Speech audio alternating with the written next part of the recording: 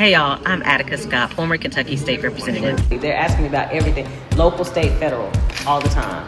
How do I do this? How do I do that? Why can't I get a speed hump? What's going on with the consent decree?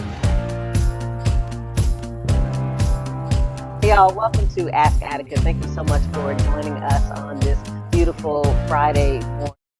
Healthy Beginnings Connect Us offers resources, classes, and more. Visit us at 1141 South 2nd Street or www.blackbirthjustice.org. Hey y'all, I'm State Representative Attica Scott, and I am starting a series of conversations called Ask Attica, where I try to respond to your questions or get answers to some of your questions from other folks. We're going to be talking to folks across our community from different walks of life. Today, I'm going to be joined by Director Jerry Collins of the Louisville Metro Department of Corrections, known to most of us as the jail. Thank you for tuning in live, and for those of you who will be watching the recording afterwards. All right, y'all. Welcome to Ask Attica, a series of conversations where I'm talking to folks from different walks of life across Louisville. I'm going to try to answer your questions, get answers to your questions, and we're also going to monitor the chat for any questions that you might have for our guests. Today, our guest is Director Jerry Collins of the Louisville Metro Department of Corrections. Most of us probably know it as the jail. Welcome, Director Collins. Thank you. Thank you for having me. Of course. And as always, we're at the Goodwill Opportunity Center, so sometimes we'll pause if there's a lot of background happening, but this is community, so here we are. So, Director Collins, for folks who may be tuning in for the first time to an interview with you, can you share what a day like is for you as Director of Louisville Metro Department of Corrections? Yeah, we probably don't have enough time to go into everything, Okay. but obviously it's a large operation. So one of the first things we do, or my team does, is review any incidents from the previous 24 hours. So we go over those, see if there's any ways to improve on that. And then obviously through the day, I have a lot of stuff going on. But one of the things that, I pride myself on, I pride my team on, is we try to get a little bit better every day. So a lot of us examine processes, how we can get better. We deal with a lot of things from the courts, to folks on home incarceration, to all the things that go on in the jail medically, with mental health, with any processes that we can do better. Okay, great. Thank you. So I want to get right to it. Okay. The number of deaths inside the jail since 2021 has been staggering. I believe it's been 21 deaths since our coalition that you're aware of Yeah. has been tracking deaths or monitoring them. What have been some of the main causes of these deaths, and what changes have been made inside LMDC to bring deaths down to zero if possible? Okay. That's a low or kind of loaded question, but a big question. Yes. So I'm going to change the goalpost a little bit on Okay. it, because I'm going to talk about from April of 22 since I Okay. came in. So there's been That's 11, fair. and one of the things that happened previous to myself coming in, as you well know, there were 8 deaths in like 4 months. So when wanted to critically examine that, because obviously we don't want any deaths in the jail, Right. and what we can really reduce is the suicides and the overdoses. I can't cure cancer or stop heart disease. Folks, are going to die just like they do, on the streets. What we do is probably not have to wait to say. Well, what we do is we really want to give more health care to folks for that type of thing. Yes. But also, we really had to change the jail. One of the critical areas was part of the old jail, which was all bars for single cells. So we covered that with on the 5th floor of the Hall of Justice with plexiglass, and really reduced ways that folks could do that. And I closed the whole section of the jail down on the 6th floor that was all bars. And hopefully I've got a good announcement here in a few weeks where we changed that to an open walk. So we closed 47 single cells that were very dangerous, and that's where most of the suicides occurred. So I'm happy, very happy to say, and I'm going to knock on something, You're right. that we haven't had a suicide in over 2 years. Mm. As we all know in the community, the opioid problem. So fentanyl is very dangerous. So one of the other big challenge that we could help with was reducing the contraband that came in. So I won't go into details, but we started a new intelligence unit. We got canines. We did some critical security things in the jail. And now, and another huge thing we did that we had to do, which was immediate, was put Narcan in every dorm. Okay. We partnered with the health department, got that. One of my majors is a very inventive guy, so he got alarm boxes. So every area of the jail, I'm the first in the country to ever do that, especially large shifts. Okay. And that helped us put a tourniquet on that. Mm. But we didn't want to just put a tourniquet; we wanted to reduce it. So Mhm. the overdose deaths we've had the last in the last 3 years Mhm.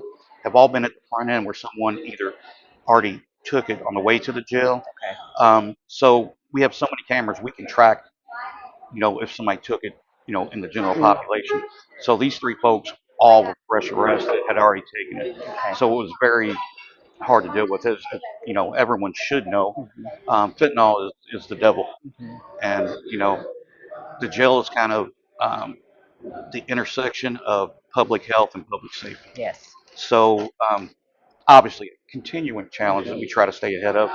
Um, so yeah, I'm very proud of that. We've Okay. saved lives, and that's an amazing thing. Okay. Now, you said something that's really important to me that all of it's important to me, but in particular because my mother died from an overdose, you Yeah. talked about having Narcan available. Can you share a little bit about how that works? I want to just learn a little bit more. Not how Narcan works, but is it something that people who are incarcerated have access to? Like, can you talk to me We've about that? actually, when we first put in, yes, Okay. There's Narcan doses in every dorm. Okay.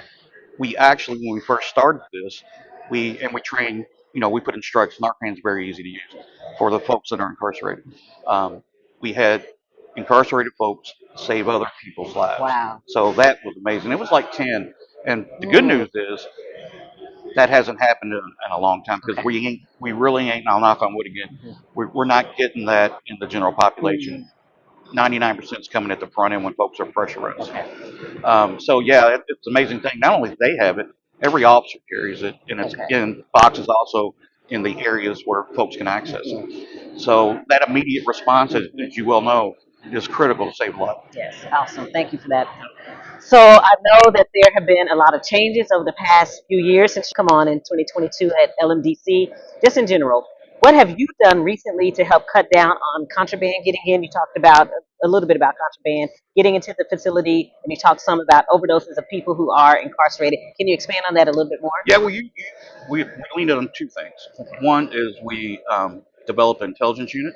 I won't tell you how they get their intelligence, but they're very good at getting intelligence on folks trying to get it in. We had a big problem with folks that literally would get arrested to bring drugs in to sell them. So we monitor in various ways on that. We leaned on technology for electronic mail. So folks that are incarcerated have their own tablets, so they get their mail electronically. We had a ton of folks mailing drugs in soaked pieces of paper with drugs. Okay. So we recognized that. We changed that.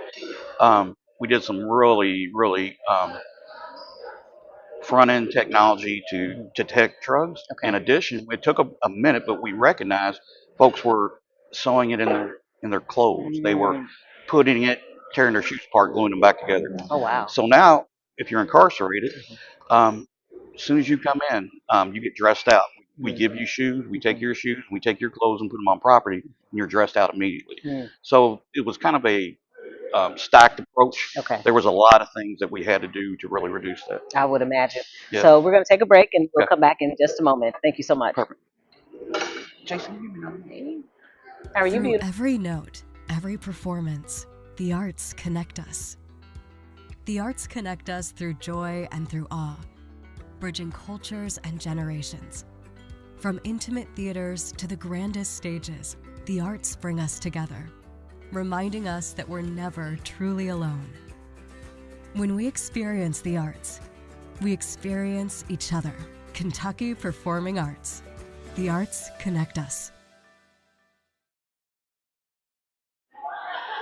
All right, welcome back, y'all. We're here again with Director Collins of LMDC, Louisville Metro Department of Corrections.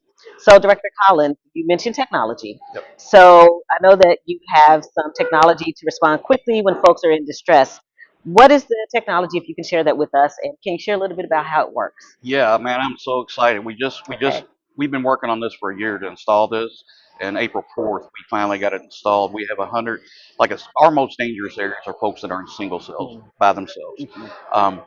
So what we did, we partnered with a company And this technology has been around a while. It's radar technology that's used in like nursing homes. Okay. So it's called vital monitoring.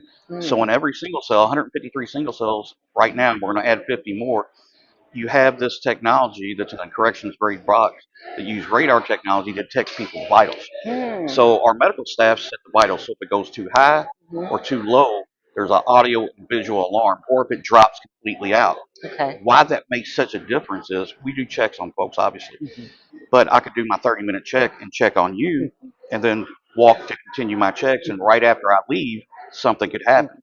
This allows us to respond immediately. Okay. And that's in control rooms on every floor and in the medical station also. Mhm. So it will have a visual and an audio alarm saying, hey, something ain't right in this cell. Okay. You mentioned the medical station. Yep. Can you talk a little bit about that? I'm curious about the medical station. How does that work? Like, what Well, do they do? when I say that, we have the largest medical staff in the state in a jail, Mhm. and we paid for that, but I wanted that. So we have the central medical station is on the medical floor, and that's Okay. where the nurses come, and then they go to different floors. So we Mhm. have medical stations on Hall of Justice also, but the main medical station, that's what I'm referring to. That's where the hub of medical is Okay. and where they work out of, and they have a monitor also. They can monitor all the cells. Okay. All right. Thank you. Yep. Every now and then you're going to say something that's going to spark And another I question. apologize because It's okay. I say some jargon sometimes too. So Yeah. just let me know if I say an acronym or something. Okay. All right. No problem.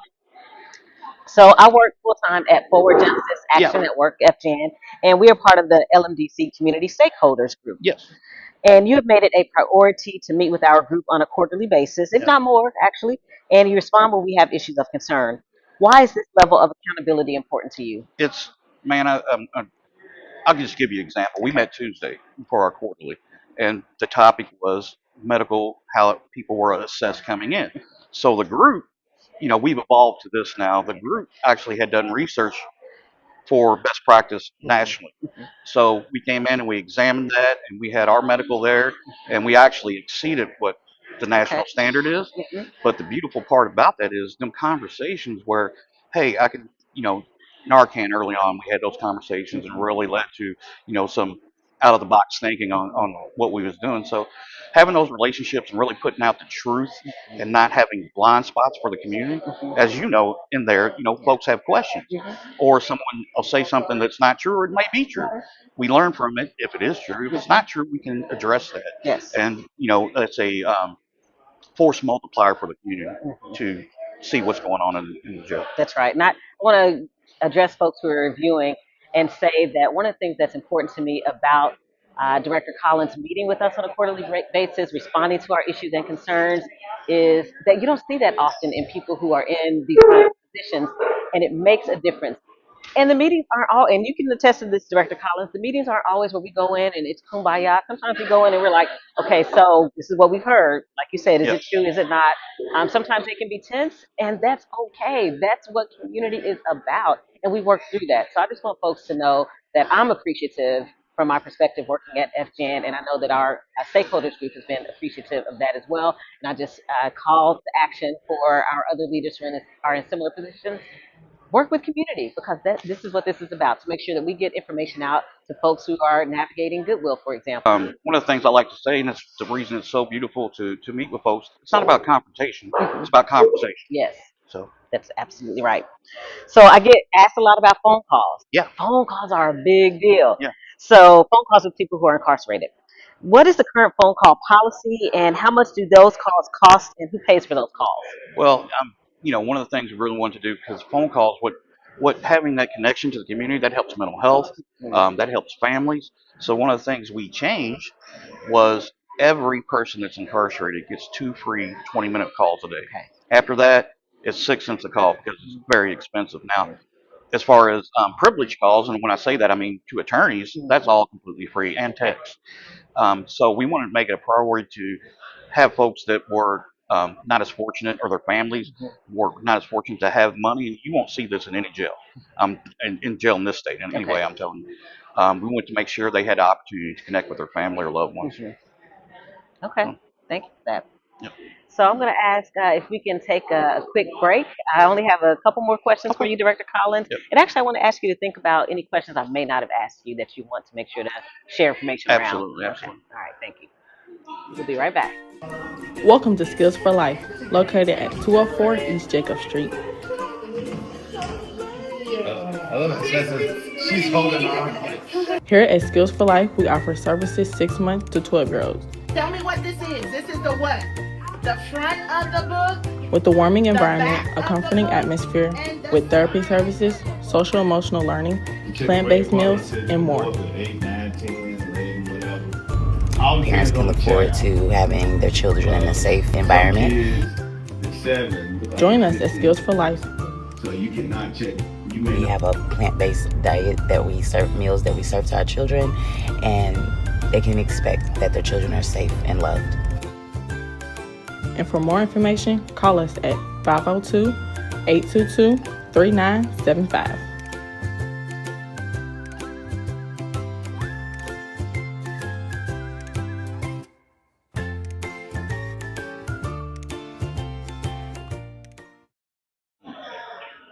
All right. Welcome back, y'all. We are again here with Director Collins of the Louisville Metro Department of Corrections. So, Director Collins, this question is about the recent safety plan that Mayor Greenberg announced. What is the role of LMDC as it relates to that safety plan? Yeah, a lot of folks don't think about the jail as a role in in public safety, but actually it is a huge role, and I'm proud of that. Our big role is recognizing folks on the front end that have problems with mental health or substance use disorder, which is a huge one, Yes. and really the time they are in there, getting them connected and having a reentry plan for them back to the community. Well, the big one's is substance use disorder. So we have a medically assisted treatment program. So folks come in that are on Suboxone on the streets, or that we continue that. We currently have about 100 that are doing that. We also have folks that obviously that kind of ties hand in hand a lot of times with a dual diagnosis of mental health. So we've partnered with the community, multiple community partners, to have reentry specialists, getting folks to beds, getting folks to continuity of care on their substance use disorder. So what that does, a lot of folks, and I know you know this, but a lot of folks, a lot of that leads to crimes in the community. So if we can put folks back in our communities, this isn't prison, this is jail. So most folks are going right back in our community. If we can have them re-enter better than they were and continue care, that reduces crime. Okay. And you just made me think of two things. One is, how many people are incarcerated right now in LMDC? As of this morning, there was about 1,400. About 1,400. Yeah. Okay. And then you said something else that made me think about another question. I may have to come back to it because I think I just forgot, because I was seeing somebody waving and I was like, I got distracted. So if I think about it, I'll come back to it. Yep. So we, the public, would like to see LMDC standard operating procedures. Yep. But it seems like that's only possible if we're incarcerated in LMDC. How can this practice be changed? No, there is, most of our policies and operating procedures are the public can access through open records. Okay. There is a section, and now them are security policies that we don't allow folks to see, because those are things doing with our intelligence, our operating procedures, which would be a security risk. Okay. If folks know, folks that are incarcerated don't see those either. But most of ours are open public records. Okay. All right. So those were all my questions for you. Okay. Do you have anything that you want to add that I may have left out? Yeah, as you know, either myself or a representative goes to the bishop's table. Yes. It's another community where you can ask questions. And I know there was a recent, I'm trying to use my words carefully, a recent media that folks weren't being held accountable. That is patently false. That is actually the opposite. The culture is accountability. I've had to, unfortunately, and it kind of goes to, we've hired as many people as we let go. We're doing a good job hiring. But I think a previous culture was not to.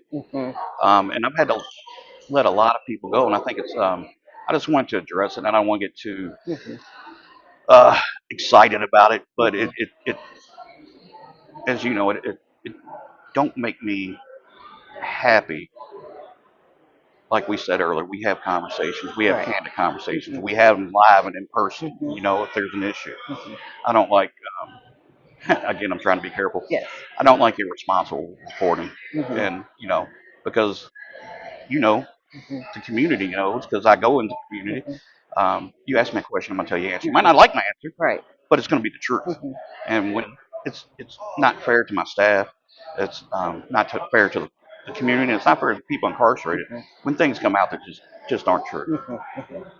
I absolutely understand that. And folks who are tuning in, I will say that there have been a couple of times when our stakeholders group has met with Director Collins, and maybe there was an op-ed or letter to the editor that came out that had some incorrect information, and Director Collins corrected that information. Or I will speak for myself.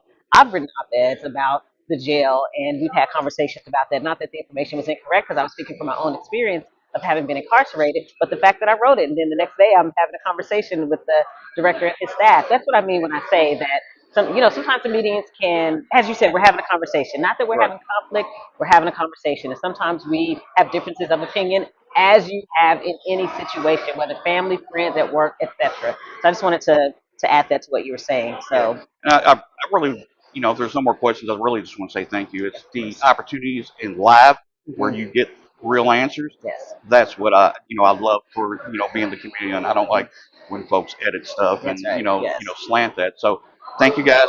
Thanks, Okay. Maxwell, for Yes. having us. And Absolutely. anytime you need us back, let us know. All right, thank you for being Thank here. you. Yep. All right, y'all, thank you so much for tuning in. That was a conversation as part of Ask Attica. We'll try to bring it to you once a week during I know I'm on my lunch hour, so usually it's Fridays at 11 a.m. live. Sometimes the time may change based on our special guests' availability, but typically it's during the lunch hour. So thank you again for tuning in, and thank you to Stay Live Streams for hosting us on their platform.